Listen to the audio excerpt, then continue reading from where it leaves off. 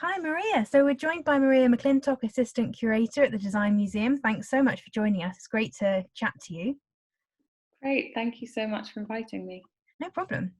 So we've just got a few questions about your work in curation, and also just your thoughts on the concept of identity and how that relates to your work. So dive in with the first question, if that's okay. Go for it. Okay, Yes, so the ready. first batch of questions are about your work in curation. So first one, as a curator, how do you feel you explore themes of identity in your work and practice? Oh, that's a very good question. Um, well, I think thinking about an exhibition that I very recently co-curated, which was the Beazley Designs of the Year Mm. show. Oh yeah. Um, with those sorts of kind of survey exhibitions that are more contemporary and critical, Mm.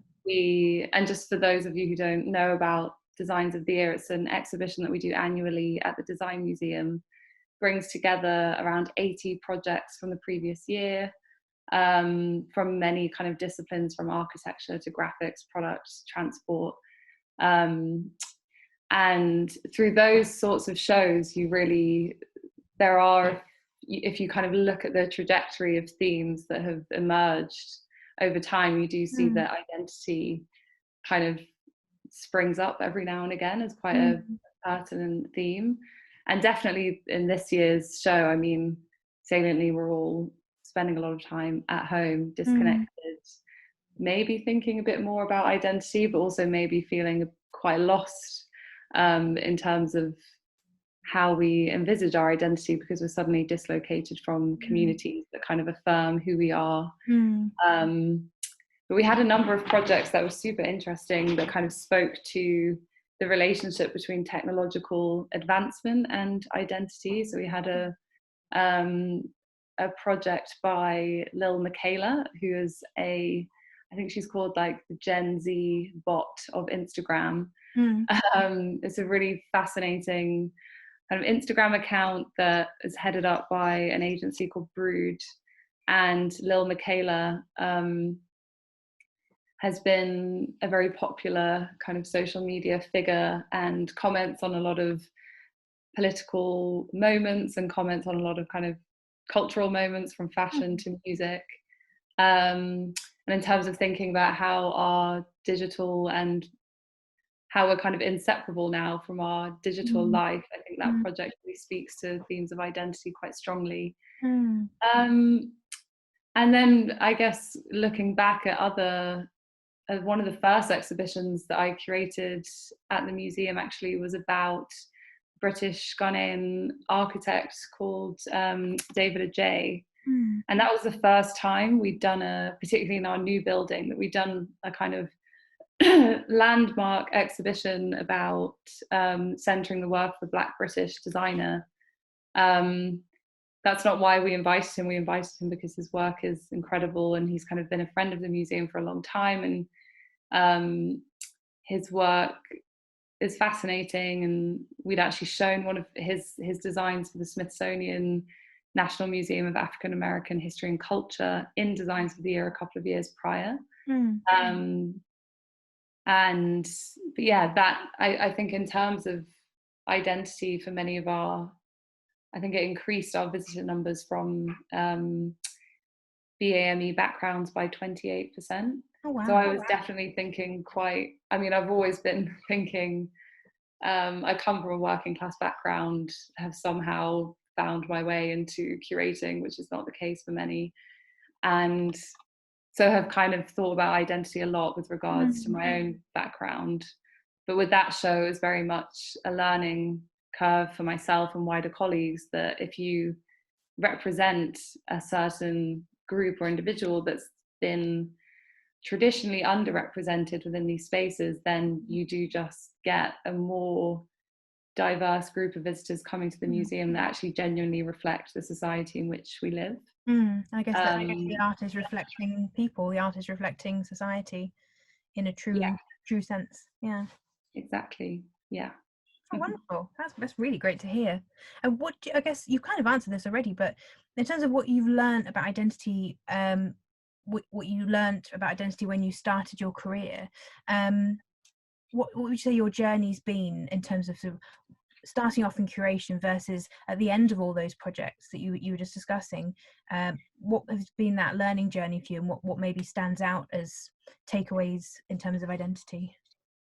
It's a very good question. I think in terms of the work that I've done both within and outside the museum, what I've what I've learned, or at least tried to engage with a bit more, are questions of ethics around questions of ethics around when you are introducing the experience of those who don't occupy your own identity, or are vulnerable, or who are just have different, are different subjects to yourself. Mm-hmm. How do you bring an ethical awareness and consideration into the representation of those voices? How do you center the voice of those of different individuals? I have a research project outside of the museum which is called System of Systems, and it explores it started off as a kind of curatorial project with an exhibition, but is now more of a research-based project. But it looks at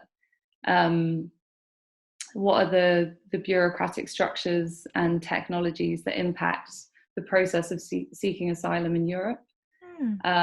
We founded that project in 2016, just less than a year after European nations were declaring finally that there was a crisis with regards to many people being forcibly displaced. And a lot of projects that were coming out at that time were very much focusing on individualizing the kind of refugee narrative, and individualizing the experience, the harrowing experience of being displaced and then being rejected from an asylum claim.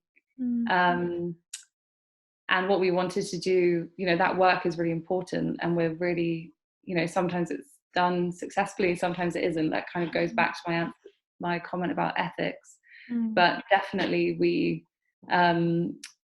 were interested in what are the kind of structural conditions that refugees and asylum seekers are battling when they do come to the point of making an asylum claim. And obviously we through the project and through an exhibition we did, through a publication, we're dealing with vulnerable communities, with a vulnerable identity group. So doing that sort of project was such a learning curve in how to kind of give those individuals agency, even if they're kind of not in the room. And I hope I've tried to bring that practice into my work at the museum a bit as well. But yeah, definitely in terms of what I've learned as a curator, researcher, is thinking ethically about the representation of identity. I have many moments of imposter syndrome that I work in the museums. I mean, that's a very kind of personal, anecdotal thing. I kind of sit there and I'm like, how did it's not meant to be working in a museum? No. Wasn't a very straight journey. It definitely wasn't an easy journey. But yeah, I guess I have like the imposter syndrome that a lot of people from specific backgrounds have. A lot more minority. There are many more kind of minorities that work in museums that I'm sure have it a lot worse than I do. But that's the kind of personal and then the professional that I think I've learned in terms of identity. That's so interesting. It's so interesting as well. You mentioned about sort of taking your comment about ethics and how you portray identities. I guess, is it also about portraying identities in an empowering and sensitive and informative way, as well as empathetic, or are they too many terms that you might not use? Yeah, I think empathy is a very interesting word when we think about identity. I know there've been, I guess it's kind of up for debate whether or not using your practice to create a kind of feeling of empathy in a visitor is what we should be doing, or if we should be doing something else. I know there are a number of art projects that specifically look to kind of drawing on empathy and emotion, right, to encourage visitors to engage with an issue, or engage or try and kind of experience or partly experience how it what sort of oppressions a particular individual is experiencing. I'm very unresolved about that as a tool within curatorial practice. But yeah, definitely ethics, agency, kind of, I love someone like Donna Haraway who talks about situated knowledge. So always thinking about what you're bringing to the table as much as who it is you're representing or speaking for. But yeah, all of those terminologies are important. Fascinating. And I guess it's similar again, you've already mentioned the number of exhibitions that the Beazley Designs of the Year exhibition has looked at, but I guess what are the types of themes that you say Beazley explores generally? Wow, we have, I mean, the show is in its 13th year. Well, this is the 13th iteration of Beazley Designs of the Year. We colloquially call it B-Dotty at the museum because it's been running for so long and everyone knows what that acronym refers to. But yeah, again, it's really interesting. We did a publication on the 10th year called Designs of Our Time that collected every single project that had been in Designs of the Year over its 10 years. And if you flick through that book, you kind of themes around water crises have been prescient from the beginning, how to manage waste in a planet that's experiencing huge climate change. So kind of sub themes under the kind of banner of climate change, climate crisis definitely come up a lot in that show.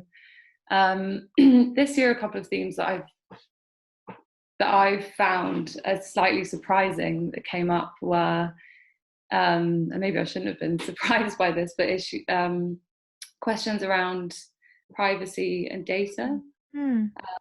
We have a really phenomenal project by Reporters Without Borders called the Uncensored Library, which is a kind of virtual library that exists only in Minecraft, because Minecraft is able to curtail censorship laws in certain states that have been kind of silencing activists, silencing reporting on, or I should say censoring journalists from reporting on political events or kind of crimes against humanity. And they've, through researching the project, I found out that there are architects, there's an architecture firm called Blockworks designed the library, only using Minecraft, and actually only ever use Minecraft in all the work they do. And I was like, wow. Minecraft is really, it's kind of producing its own economy. Yeah, that project was really fascinating.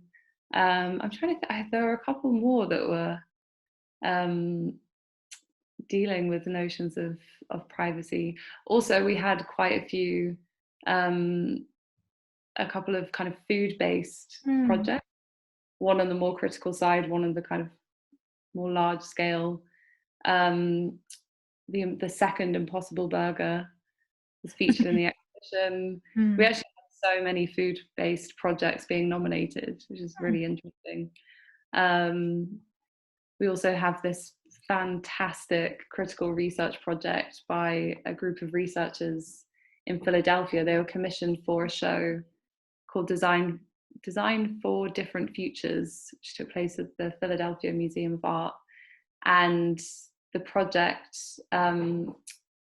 takes, or it doesn't actually literally do this, but it's kind of commenting on bioengineered food and saying there are these kind of little mini steaks, it's called the Ouroboros steak, that are made from human stem cells, which is fascinating. So we had a couple of food-based projects, but yeah, there are new themes that always emerge as the years go by, but there are also ones that reoccur. We always aim to platform emerging designers, particularly emerging fashion designers. That's something that the show does.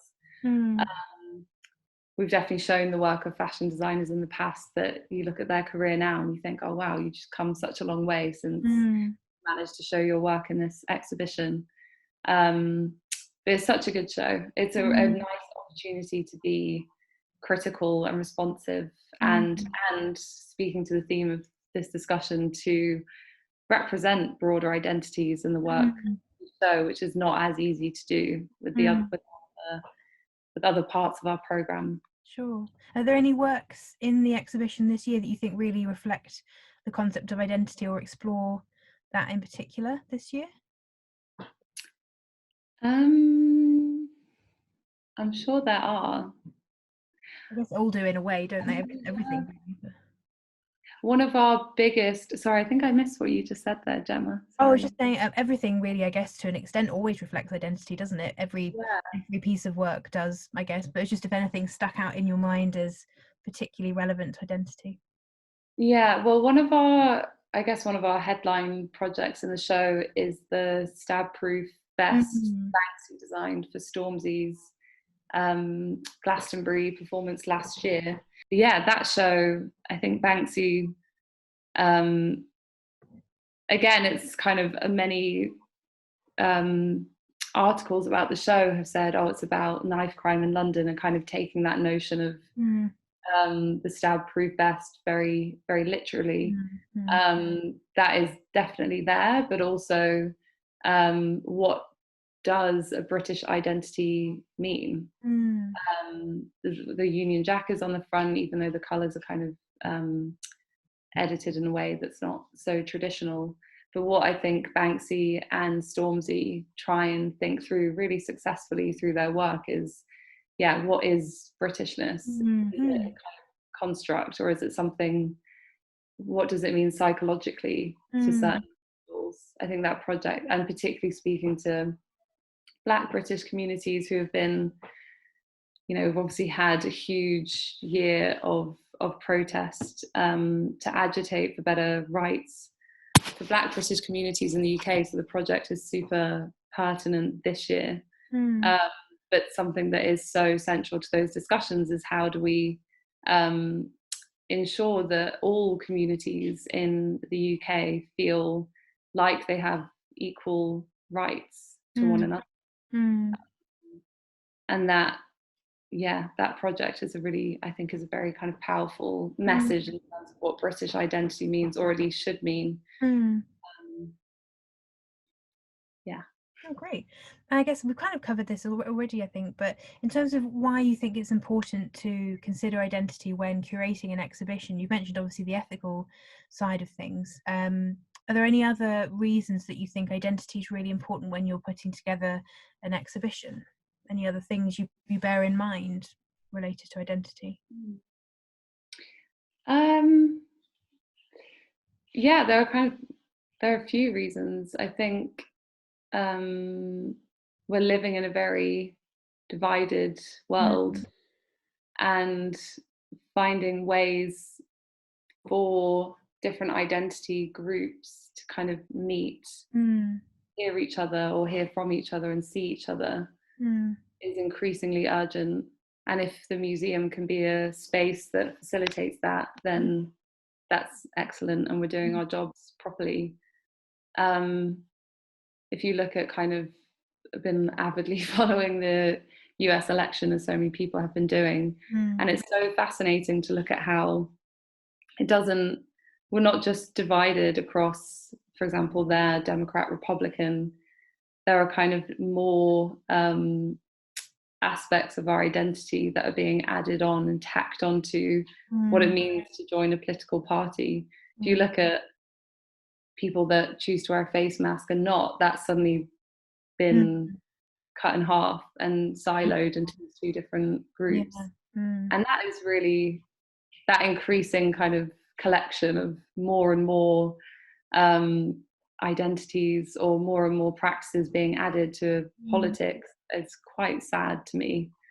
I think we've spent so long kind of agitating and calling for a more kind of, I mean, multiculturalism is a good thing, but it's not mm, the only thing that we should be doing. But calling for redistribution, for example, redistributing resources across lots of different groups who haven't had access to it before, mm, um, wanting better representation for many individuals from many different kind of identity mm, groups, and then all of a sudden we have this kind of polarizing system that we're seeing, not just in the US, but of course all over Europe and here. Lest we forget, we'll be leaving the European Union very soon. That was a pretty disastrous moment for dividing across groups in the UK. But yeah, I think it's really important that civil society has spaces where you can see, hear different points of view and come into contact with different identities, and or at least find a place to really think about what your own identity is. And then leading on from there, how do we do that without representing a broad range of voices in the work that we do? And that's something I think about every single day when I'm looking at a checklist, I'm engaging with literature, selecting a design team. You're thinking, okay, are we being representative, I said earlier, of society at large? Definitely have not reached that point, but we're trying to get to that point. Brilliant, thank you. So just the last few questions about your views on the concept of identity more broadly. So it doesn't need to be restricted to your work as a curator, just your wider work and your wider views. So what we've obviously touched on a lot of aspects of identity, and you've mentioned sort of the weaponizing or politicizing, not to use your words, but to sort of paraphrase, aspects of identity and that fragmentation that we see. What do you think identity means to you as a in quotes identity concept? Oh, so hard to define. It's almost like defining what democracy means, which is becoming even more difficult. I think identity should be something that feels empowering to individual. I think identity should be, if we think about traditionally oppressed minorities, I think and going back to something like Stonewall riots in Greenwich Village, having the Stonewall Inn as a place where LGBTQ plus communities could say, this is a space where I know that my identity, whether or not those individuals want to fuse their sexuality, gender with their identity, but at least say, this is a safe place that I can visit and meet with other individuals. So I think it shouldn't be that we only engage with others who perfectly fit our own identity. And there are so many things that make up a human, and there are so many elements of a personality or gender, so we're kind of ever expanding fluidity of identity, thinking more intersectionally about identity. But it should, I think, it shouldn't be something that defines how you solely engage with the world at large, but it's a really brilliant way, particularly, as I said, for kind of oppressed groups to say, this is something that I recognize in my own identity, and maybe I'm not really getting that from my day-to-day life. I'm going to seek out a group or a forum or someone else that I can connect with who might really understand my experience and form solidarity across those lines. For me, I think I've on a very personal level, I definitely feel slightly confused about, in terms of my kind of, I was born in Coventry to Irish parents in a very kind of working class part of Coventry, and moved to Ireland when I was 9 years old, and I lived there until I was 19, so kind of split my childhood and adolescent years across the two. And when I was in Coventry, I felt really Irish. So I'm speaking very nationalistically now, but I did feel like my mum's an Irish dancer, go down to Flannelly's on a Friday night. It was a really solid kind of community of Irish diaspora. And then I moved to Donegal in Ireland, and because I had an English accent, which I still do have, obviously, my peers in school were like, oh, you're the English girl when you're here. So I think I found my own, as someone that's kind of migrated during quite formative years. I've definitely spent a lot of time thinking about what my identity is, or if it even matters to say I'm Irish or I'm British. Mm. Um, so yeah, and then there are others, as I mentioned before, kind of coming from a working class background, working in the arts, struggling for a very long time to even access this role, and then being here and having that kind of freak out where you don't think that you belong here. Like there are kind of many, and that speaks again to, I mean, I definitely now feel very reassured. I've got lovely colleagues, a really nice institution that I work in, which is, quite a diverse institution as well. But I think Mm. everyone gets those kind of internal battles. But yeah, so I think identity as a discursive tool it's interesting, or it's useful to think through identity so that you can kind of come to a solace within yourself, or you could see it as something that's constantly evolving and transforming. Mm. You can also use it as a way to connect with others and kind of forge networks, because Mm. it operates on so many different levels. Mm. That's a really lovely notion of identity as sort of a means of connection or a conduit for connection with others. That's a really nice, positive, and empowering view of identity. It's really lovely. It reminds me of the work on sort of intersectionality and how we Mm. are the sum of all of our identities, or all of those facets of our identities, and Mm. how one person's experience can't be generalized based on one of those sort of identity features, whether that's gender or it's Exactly. really interesting. Just Yeah. around. No, it's just to very quickly say, I think without someone like Kimberly Crenshaw coining that phrase, Mm. yeah, that is such an important phrase for, I think, any discussion around identity. She's got Mm. a really fantastic podcast, or her law. I think it's called the African American Law Project. She's got a podcast called Intersectionality Matters. Oh, right, I don't listen to that yet. I have to look it up. Very Thank good. I you. would highly recommend. Brilliant, thank you. And I guess we sort of again covered these sort of already, but what symbols and representations of identity in contemporary society do you think are the most interesting to the way people experience identity, I guess? In terms of, I'm not sure how to answer that. How could you expand on that a little bit Well, further? I guess you mentioned Stonewall and certain pubs, for example. I guess so. You could say that they might be symbols or representations of certain identities. I guess, Mm. are there any particular other symbols or representations of identity that link in perhaps with that positive, empowering notion of identity as a means of connection? Anything that I know it's quite a broad question, but Actually, interestingly, as you started asking that, I was thinking about where those spaces or that signaling of identity can actually go mm, wrong. Not to end it on a really negative note, yeah, yeah. but I studied architectural history at the Bartlett, and my research was focused on kind of nationhood and borders.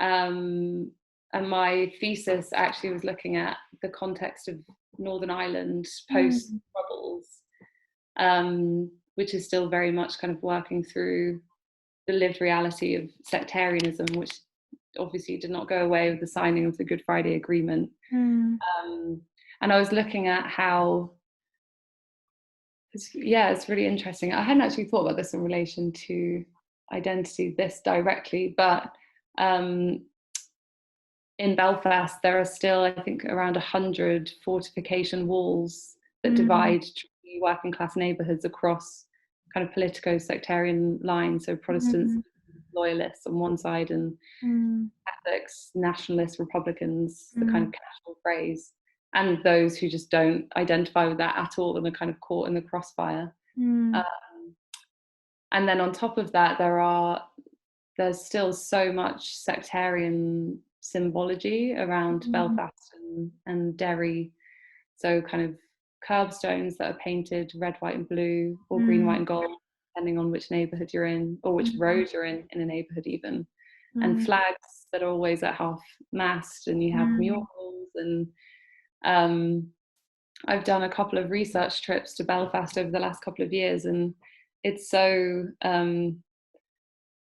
it's a fascinating place, I think, to mm, consider identity, and whether or not, actually that activity is considered illegal under the Flag Act, which was trying, as another kind of piece of legislation that was trying to bring an end to sectarianism and sectarian Mm. debate. Mm. Should individuals be professing those kind of Identity. allegiances in such an overt way Mm. when there is still tension, and actually it's largely the kind of working class communities and individuals that are caught in between the conflict. Mm.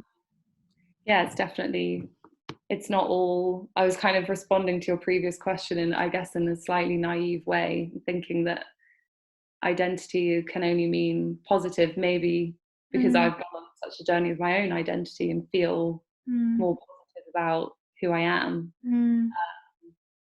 But actually there are ways that it can create more divides, in the way that democracy doesn't necessarily mean Mm. like a more kind of progressive society. Mm. Actually it can lead to even more More division. unprogressive Mm. policy. Yeah, Yeah, so it can go, you're both I ways. think feeling that kind of tribal allegiance to an Mm. identity group can, Hinder as well as help, I guess. yeah, can Mm. be super detrimental. But then, just to say, sorry, now I'm taking a really long time to answer this question. There are really fascinating initiatives in Belfast that have emerged from that very specific context of being in the crossfire and being caught in the middle of Mm. two kind of competing groups. Mm. And within that context, are coming up with amazing initiatives that I don't think would have existed just in a kind of non-sectarian society, Mm. where they're really thinking through on a very practical level, how do you bring together, and it's so important, I think, for contemporary society, how do you make space Mm. for multiple identities to exist and to feel Mm. safe, and all of the work going into trying to remove these walls Mm. and take down these flags and remove the curbstones is all about kind of community building. And Mm. and all the funding is just centered on how do we get people from that side of the wall and people from this side of the wall to just meet in a room and listen and hear each other. Mm. And I think we have in Great Britain, we could really look to Northern Ireland and say, oh, what kind of initiatives are they Mm. developing there under this sectarian context? Because it's definitely, I wouldn't say that Great Britain is a sectarian society, because that feels a bit radical and extreme, but we're definitely a divided society. Mm. Um, sorry, that was such a long answer to your No, that was a question. great answer. No, thank you. That was really great, and it's really good to see to hear about the other side of the coin, if you see what I mean, in terms of, like you say, the positive and the negative. One very short question to wrap up.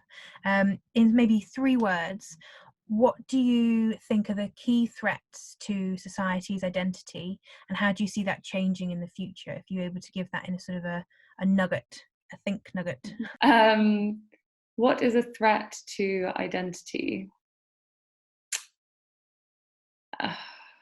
And how do you see identity changing if it's linked to the threat, for example? I think increasing nationalisms. Mm. They create justification for who belongs across kind of natural racial lines, which is something that we're seeing a lot. So increasing nationalisms, that's 2 words. What else? To identity. Don't feel confined by the 3 words if you have more. It's just a nugget suggestion.